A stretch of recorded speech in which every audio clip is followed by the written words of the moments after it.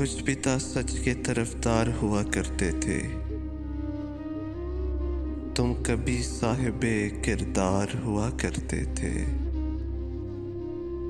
सुनते हैं ऐसा जमाना भी यहाँ गुजरा है। हक उन्हें मिलता जो हकदार हुआ करते थे। तुझको भी ज़ौम सा रहता था मसीहाई का, और हम भी तेरे बीमार हुआ करते थे। एक नजर रोज कहीं जाल बिछाए रखती, और हम रोज गिरफ्तार हुआ करते थे।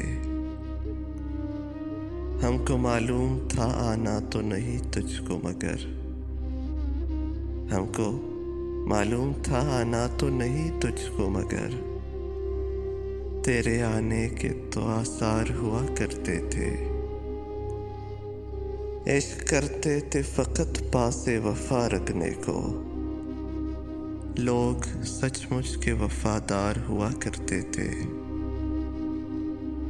आईना खुद भी संवरता था हमारी खातिर, आईना खुद भी संवरता था हमारी खातिर। हम तेरे वास्ते तैयार हुआ करते थे। हम गुले ख्वाब सजाते थे दुकाने दिल में, और फिर खुद ही खरीदार हुआ करते थे। कूचा मीर की जानिब निकल आते थे सभी, कूचा मीर की जानिब निकल आते थे सभी। वो जो गालिब के तरफदार हुआ करते थे,